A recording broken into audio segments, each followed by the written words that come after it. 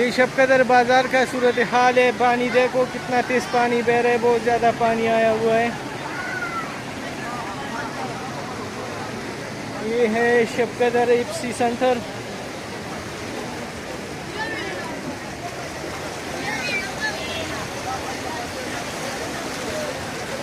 ये है मटर रोड शबकदर।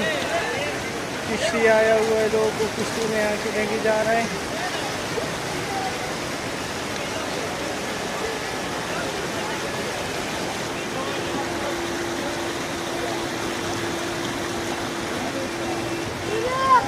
ये इप्सी सेंटर है।